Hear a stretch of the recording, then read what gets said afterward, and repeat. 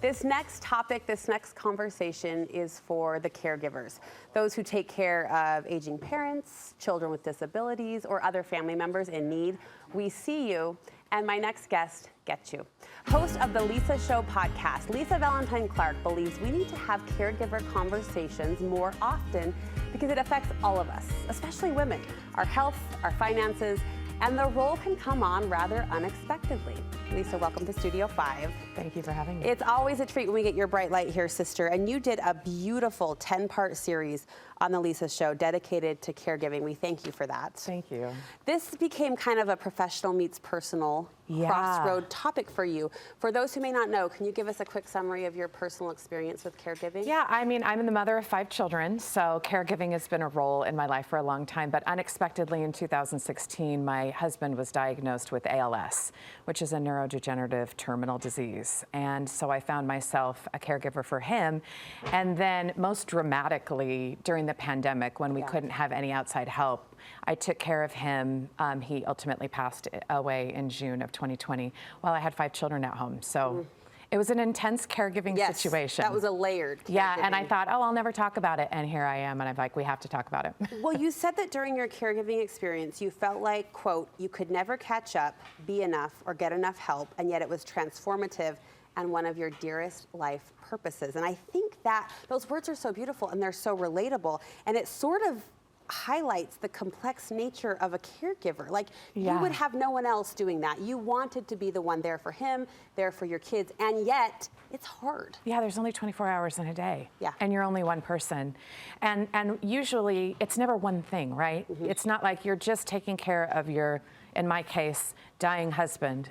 And also 5 children, and they're growing up and developing, and also you have a job, and also you're grieving, and it's just so layered and complex that you feel so isolated and alone in it. I want to ask you more about that, because you did, over the course of this wonderful series, which cracked open so many awesome conversations, I know, but you talked to so many caregivers, hundreds. So many, yeah. And the word isolating came up again and again. Why do you think this experience, if so many of us are going through it, why do you feel so alone in it? I think because it's so overwhelming. So all of your regular support systems, whatever is you're used to, your routine, even just, how you get ready in the morning, when you eat, at what time, the friends you see or don't see, everything changes. Yeah. And so you don't have your regular support systems, and every caregiving situation is unique. In my case, I didn't know anyone else who was taking care of their terminally ill husband. And it's not like I could go out and meet friends like at that time, because the nature of his disease and also caregiving for children,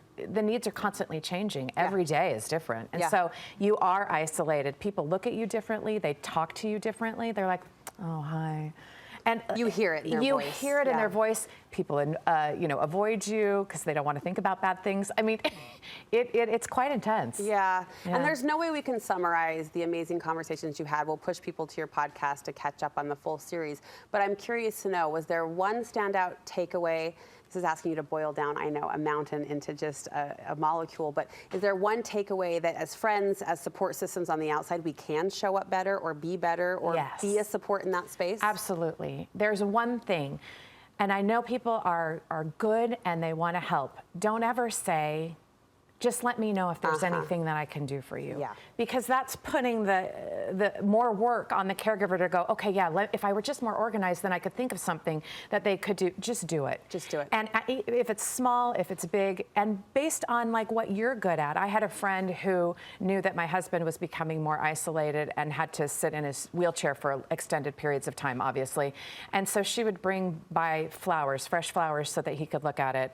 And it was one thing that, like, I didn't even realize the impact of it until months after his passing. But she just always made sure that we had flowers, like just a small little thing.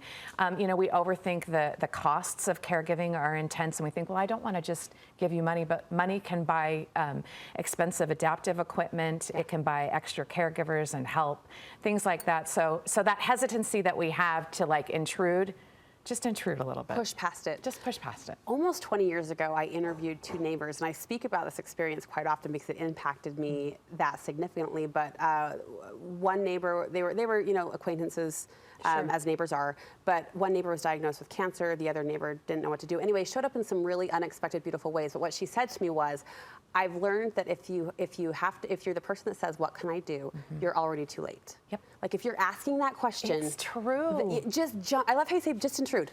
Yeah. Just go. Just intrude. And it's interesting, I had a friend drop off on my doorstep so that they wouldn't, bother me or whatever, a bunch of paper products, like paper plates, and I didn't know that I needed that with cooking for other kids and things like that. And people who've been through it, they know what to do.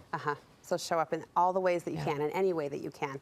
On your podcast, you said caregiving is many things, good and bad, heartbreaking and beautiful, but it is never, ever perfect. And this perfectionism syndrome is something that women are still fighting to push past. What would you say to the woman who feels like she's not doing a good enough job in the role of caregiver? First of all, I would say I'm so sorry, because it probably means that you're in burnout and that you're overwhelming. And the fact that you're asking yourself that question means you're doing a great job.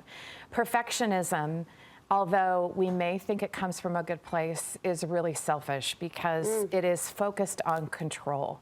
And the overwhelming, heartbreaking thing about caregiving is that you are not in control. You're not in control of the other the progression of their disease or their caregiving needs. The needs are going to become overwhelming. They're always going to need more. And so and I am a recovering perfectionist. So I know that that's kind of a hard thing to hear, but that sense of control you have to let go.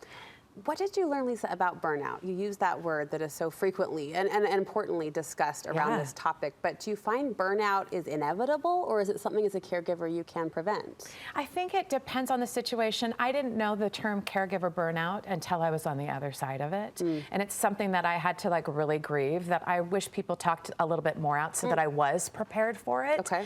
I think you can kind of be prepared for it in that you can recognize the signs in yourself. So if you're burned out, you're apathetic, you feel lonely, you feel isolated, you're angry. I remember being angry and I was like, well, who am I mad at? And I'm mad at the system. I'm mad at the man. I wasn't mad at a person or a thing, and it just felt so nebulous. And I wish that I had somebody say, "Of course you feel this way. Of course. Of course." It's like post-traumatic stress disorder. You think you're going crazy, but it's actually a real identifiable thing. And once you start talking about it, even just identifying it, it helps to make it better.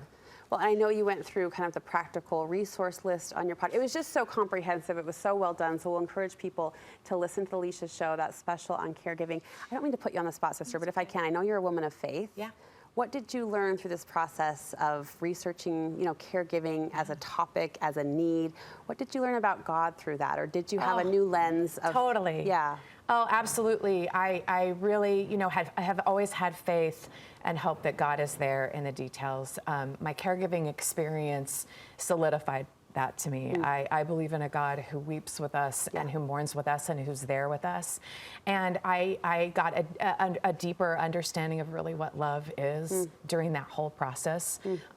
It meant so much to me, and it was so personal, but it isn't, in the sense that it has changed the way that I see my fellow brothers and sisters. It's changed the way that I've seen my life purpose, which is to love. And I feel like in really obeying that commandment to love one another, that it is our responsibility to love them better in the ways that they need, not in the ways that we want to give them.